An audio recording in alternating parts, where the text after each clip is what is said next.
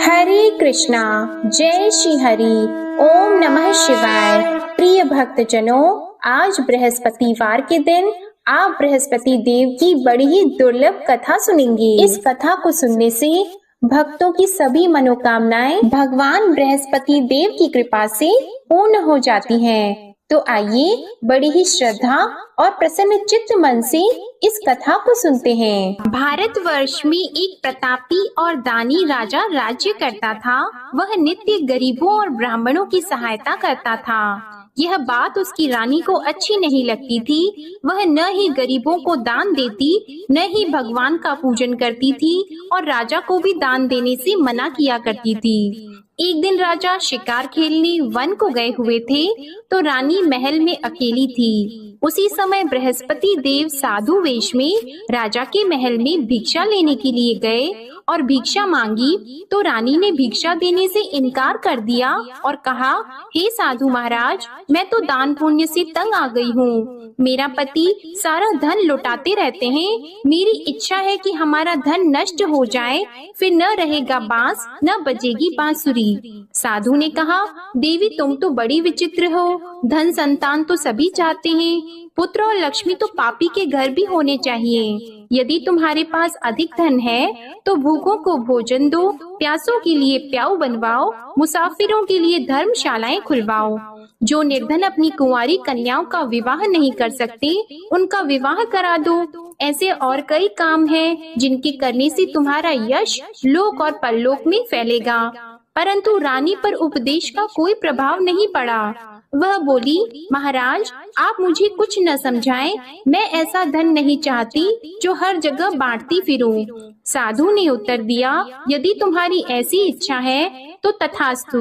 तुम ऐसा करना कि बृहस्पतिवार को घर लीपकर पीली मिट्टी से अपना सिर धोकर स्नान करना, भट्टी चढ़ाकर कपड़े धोना। ऐसा करने से आपका सारा धन नष्ट हो जाएगा। इतना कहकर वह साधु महाराज वहाँ से आलोक हो गए और साधु के अनुसार कही बातों को पूरा करते हुए रानी को केवल 3 बृहस्पतिवार ही बीते थे कि उसकी समस्त धन संपत्ति नष्ट हो गई। भोजन के लिए राजा का परिवार तरसने लगा। तब एक दिन राजा ने रानी से बोला कि हे रानी, तुम यहीं रहो, मैं दूसरे देश को जाता हूँ, क्योंकि यहाँ पर सभी लोग मुझे जानते हैं, इसलिए मैं कोई छोटा कार्य नहीं कर सकता। ऐसा कहकर राजा परदेश चला गया। वहाँ वह जंगल से लकड़ी काट कर लाता और शहर में बेचता था। इस तरह वह अपना जीवन व्यतीत करने लगा। इधर राजा के परदेश जाते ही रानी और दासी दुखी रहने लगी। एक बार जब रानी और दासी को 7 दिन तक बिना भोजन के रहना पड़ा, तो रानी ने अपनी दासी से कहा, हे दासी, पास ही के नगर में मेरी बहन रहती है, वह बड़ी धनवान है। तू उसके पास जा और कुछ लेकर आ, ताकि थोड़ा बहुत गुजार बसर हो सके। रानी दासी की बहन के पास गई। उस दिन गुरुवार था और रानी की बहन उस समय बृहस्पतिवार व्रत की कथा सुन रही थी। दासी ने रानी की बहन को अपनी रानी का संदेश दिया, लेकिन रानी की बड़ी बहन ने कोई उत्तर नहीं दिया। जब दासी को रानी की बहन से कोई उत्तर नहीं मिला, तो वह बहुत दुखी हुई और उसे क्रोध भी आया। दासी ने वापस आकर रानी को सारी बात बता दी। सुनकर रानी ने अपने भाग्य को कोसा। उधर रानी की बहन ने सोचा कि मेरी बहन की दासी आई थी, परंतु मैं उससे नहीं बोली, इससे वह बहुत दुखी हुई होगी। कथा सुनकर और पूजन समाप्त करके वह अपनी बहन के घर आई और कहने लगी, हे बहन, मैं बृहस्पतिवार का व्रत कर रही थी, तुम्हारी दासी मेरे घर आई थी, परंतु जब तक कथा होती है तब तक न तो उठते हैं और न ही बोलते हैं, इसलिए मैं नहीं बोली। कहो दासी क्यों गई थी? रानी बोली, बहन तुमसे क्या छिपाऊं, हमारे घर में खाने तक को अनाज नहीं था। ऐसा कहते कहते रानी की आंखें भर आई। उसने दासी समेत पिछले 7 दिनों से भूखे रहने तक की बात अपनी बहन को विस्तार पूर्वक सुना दी। रानी की बहन बोली, देखो बहन, भगवान बृहस्पति सबकी मनोकामना को पूर्ण करते हैं। देखो शायद तुम्हारे घर में अनाज रखा हो। पहले तो रानी को विश्वास नहीं हुआ, पर बहन के आग्रह करने पर उसने अपनी दासी को अंदर भेजा तो उसे सचमुच अनाज से भरा एक घड़ा मिल गया। यह देखकर दासी को बड़ी हैरानी हुई। दासी रानी से कहने लगी, हे रानी, जब हमको भोजन नहीं मिलता तो हम व्रत ही तो करते हैं, इसलिए क्यों न इनसे व्रत और कथा की विधि पूछ ली जाए ताकि हम भी व्रत कर सकें। तब रानी ने अपनी बहन से बृहस्पतिवार व्रत के बारे में पूछा। उसकी बहन ने बताया, बृहस्पतिवार के व्रत में चने की दाल और मुनक्का से विष्णु भगवान का केले की जड़ में पूजन करें तथा दीपक जलाएं, व्रत कथा सुने और पीला भोजन ही करें। इससे बृहस्पति देव प्रसन्न होते हैं। और व्रत और पूजन विधि बताकर रानी की बहन अपने घर को लौट गई। 7 दिन के बाद जब गुरुवार आया तो रानी और दासी ने व्रत रखा। घुड़साल में जाकर चना और गुड़ लेकर आई, फिर उससे केले की जड़ तथा विष्णु भगवान का पूजन किया। अब पीला भोजन कहाँ से आए, इस बात को लेकर दोनों बहुत दुखी थी। क्योंकि उन्होंने व्रत रखा था, इसलिए बृहस्पति देव उनसे प्रसन्न थे। इसलिए वे एक साधारण व्यक्ति का रूप धारण करके 2 थालों में सुंदर पीला भोजन दासी को दे गए। भोजन पाकर दासी बहुत प्रसन्न हुई और फिर रानी के साथ मिलकर भोजन ग्रहण किया। उसके बाद वे सभी गुरुवार को व्रत और पूजन करने लगी। बृहस्पति भगवान की कृपा से उनके पास फिर से धन संपत्ति आ गई, परंतु रानी फिर से पहले की तरह आलस्य करने लगी। तब दासी बोली, देखो रानी, तुम पहले भी इस प्रकार आलस्य करती थी, तुम्हें धन रखने में कष्ट होता था, इस कारण सभी धन नष्ट हो गया, और अब जब भगवान बृहस्पति की कृपा से धन मिला है तो तुम्हें फिर से आलस्य होता है। रानी को समझाते हुए दासी कहती है कि बड़ी मुसीबतों के बाद हमने यह धन पाया है, इसलिए हमें दान पुण्य करना चाहिए, भूखे मनुष्यों को भोजन कराना चाहिए और धन को शुभ कार्यों में खर्च करना चाहिए, जिससे तुम्हारे कुल का यश बढ़ेगा, स्वर्ग की प्राप्ति होगी और पितृ प्रसन्न होंगे।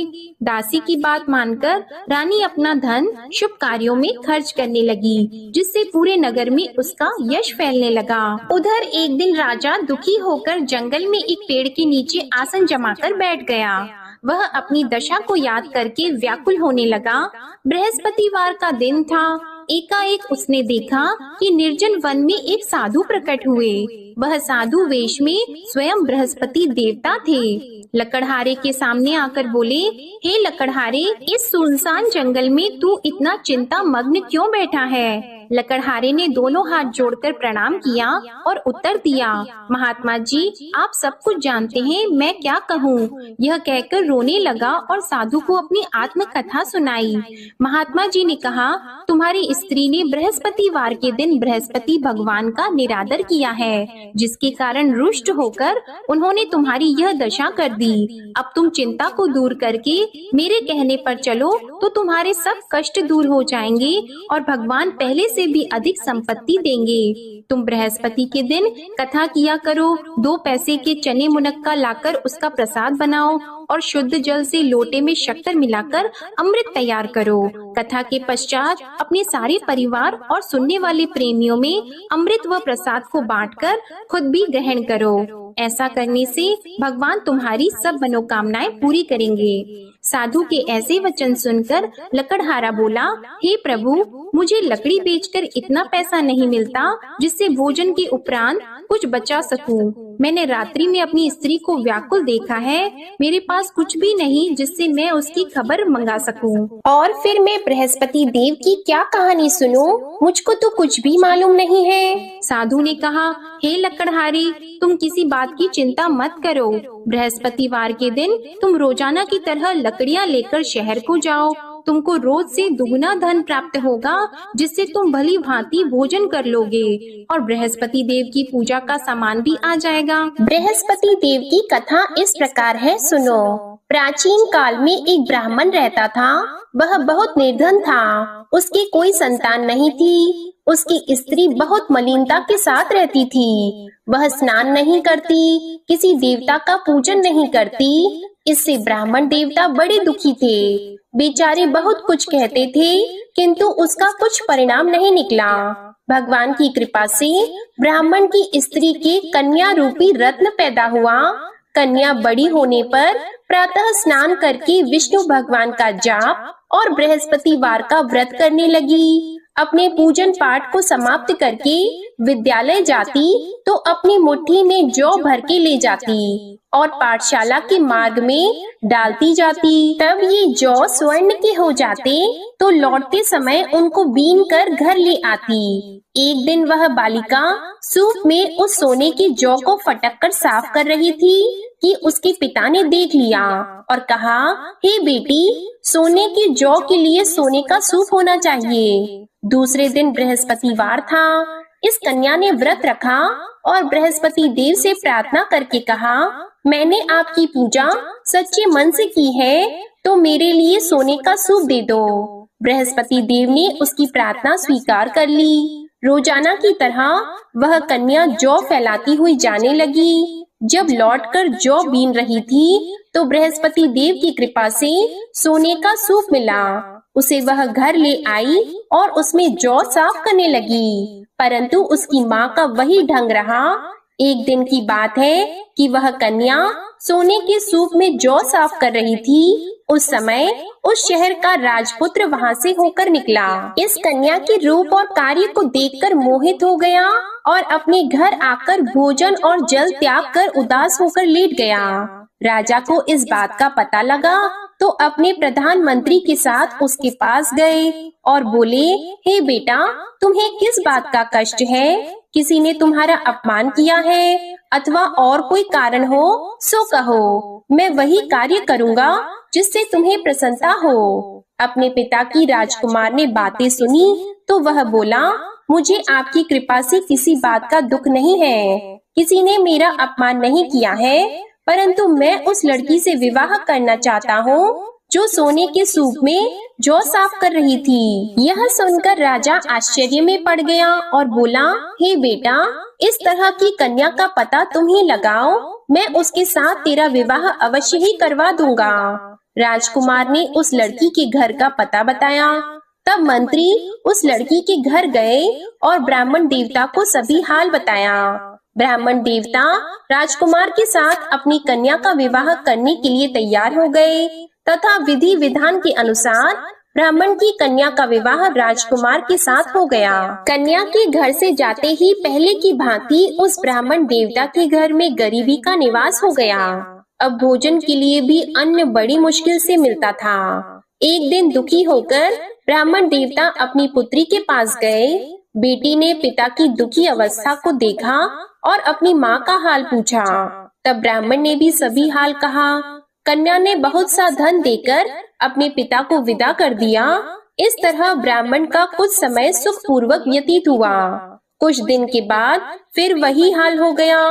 ब्राह्मण फिर अपनी कन्या के यहाँ गया और सारा हाल कहा तो लड़की बोली, हे पिताजी, आप माताजी को यहाँ ले आओ, मैं उन्हें विधि बता दूंगी जिससे उनकी गरीबी दूर हो जाए। वह ब्राह्मण देवता अपनी स्त्री को साथ लेकर पहुँचे तो अपनी माँ को समझाने लगी कि हे माँ, तुम प्रातः काल प्रथम स्नान आदि करके विष्णु भगवान का पूजन करो तो सब दरिद्रता दूर हो जाएगी। परंतु उसकी माँ ने एक भी बात नहीं मानी और प्रातः काल उठकर अपनी पुत्री के बच्चों की जूठन को खा लिया। इससे उसकी पुत्री को भी बहुत गुस्सा आया। उसने एक रात को एक कोठरी से सारा सामान निकाल दिया और अपनी माँ को उसमें बंद कर दिया।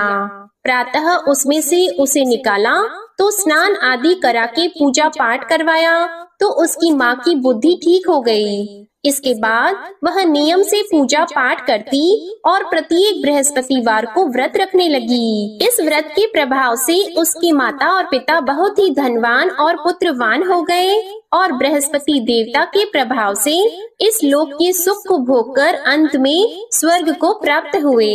इस तरह कहानी कहकर साधु देवता वहाँ से अंतर्ध्यान हो गए। धीरे धीरे समय व्यतीत होने पर फिर वही बृहस्पतिवार का दिन आया। लकड़हारा जंगल से लकड़ी काटकर किसी शहर में बेचने गया। उसे उस दिन और दिन से अधिक पैसा मिला। राजा ने चना गुड़ आदि लाकर गुरुवार का व्रत किया। उस दिन से उसके सभी क्लेश दूर हो गए। परंतु जब दोबारा गुरुवार का दिन आया तो बृहस्पतिवार का व्रत करना भूल गया। इस कारण बृहस्पति भगवान नाराज हो गए।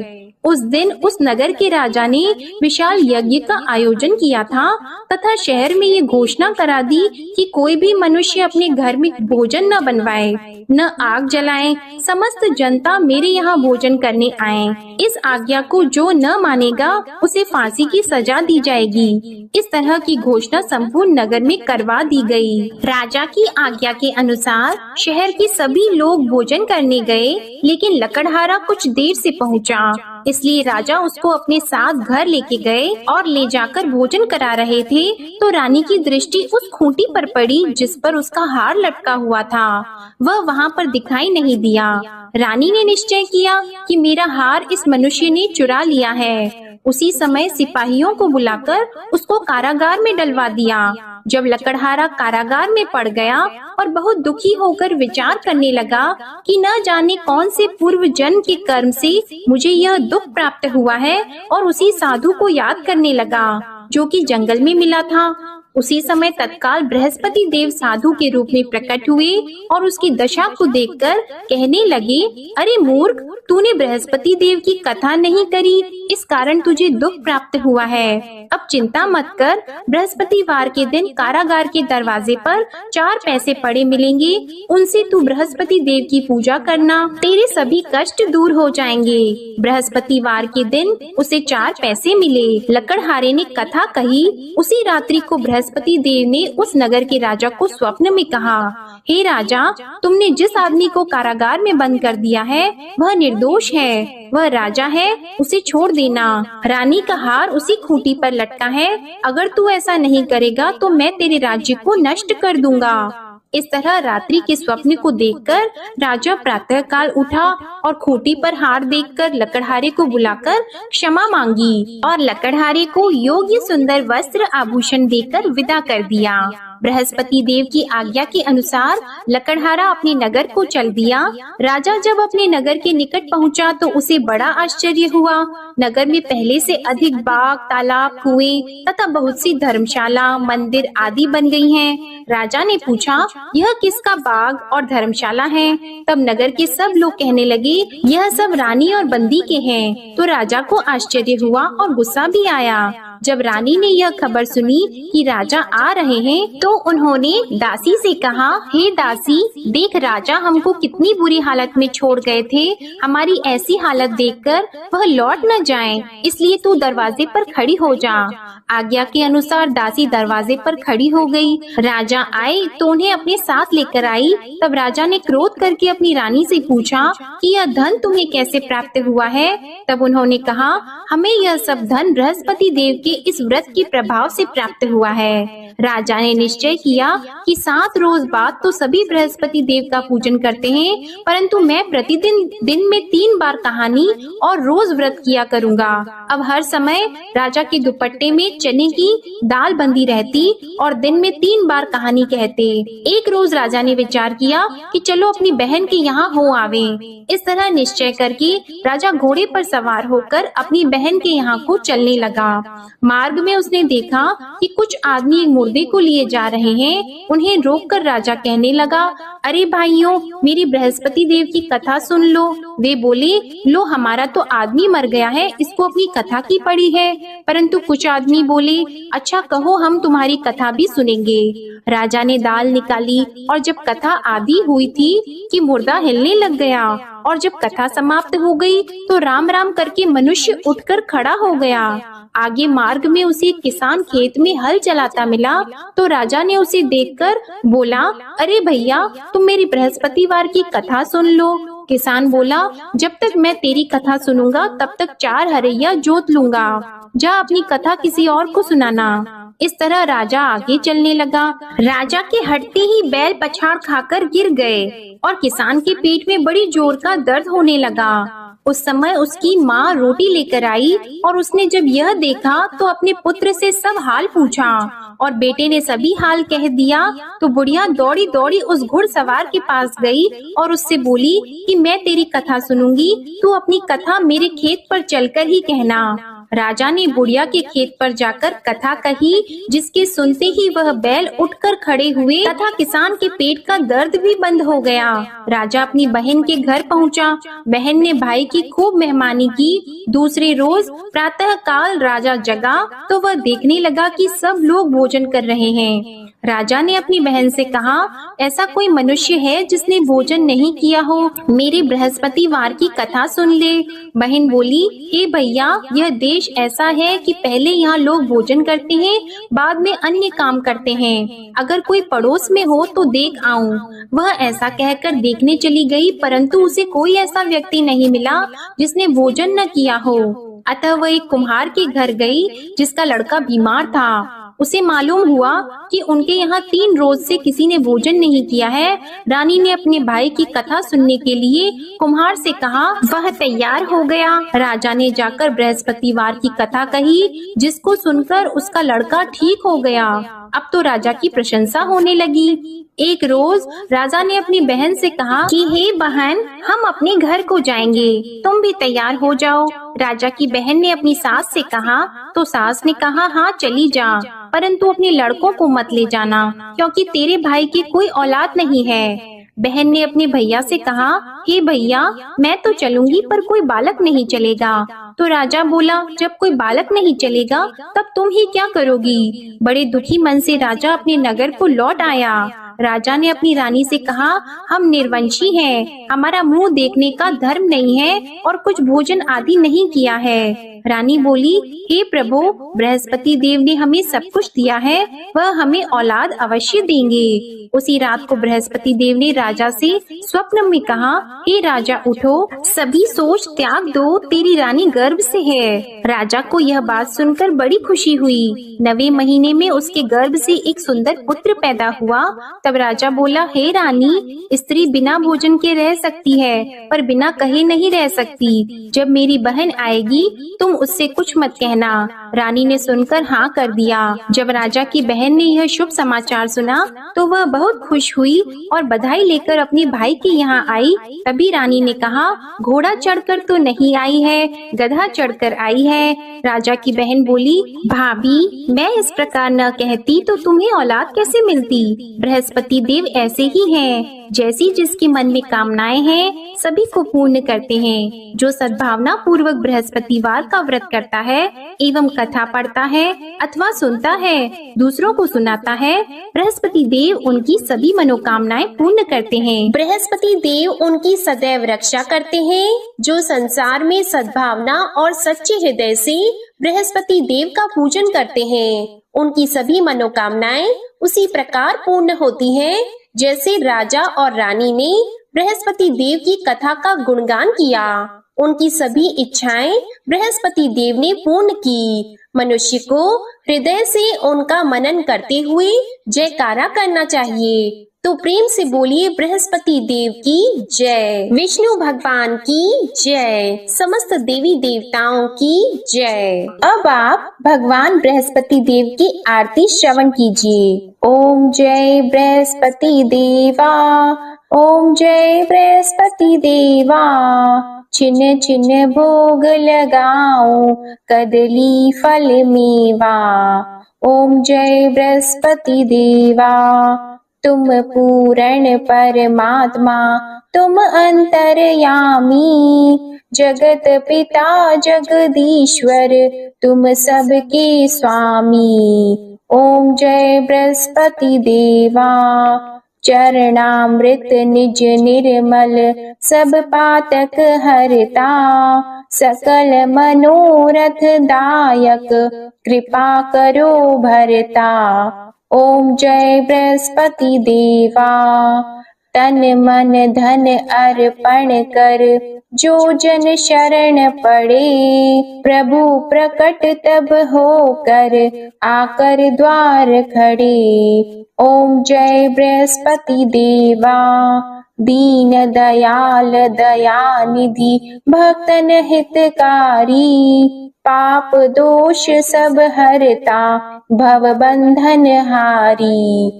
ओम जय बृहस्पति देवा, सकल मनोरथ दायक सब संशय तारो, विषय विकार मिटाओ संतन सुखकारी। ओम जय बृहस्पति देवा, जो कोई आरती तेरी प्रेम सहित गावे, ज्येष्ठानंद बंद सो निश्चय ही पावे। ओम जय बृहस्पति देवा, ओम जय बृहस्पति देवा। प्रेम से बोलिए भगवान बृहस्पति देव की जय। बोलिए भगवान श्री लक्ष्मी नारायण जी की जय। आपको आज की कथा पसंद आए, आरती पसंद आए तो वीडियो को लाइक कीजिएगा, शेयर कीजिएगा, कमेंट में भगवान बृहस्पति देव जी की जय लिखिएगा और चैनल को भी सब्सक्राइब कीजिएगा। इसी के साथ आज आप हमारे चैनल पर मार्गशीर्ष मास महात्म्य की कथा और अघन मास की महालक्ष्मी व्रत कथा भी जरूर सुनिएगा। प्रेम से बोलिए भगवान श्री बृहस्पति देव की जय।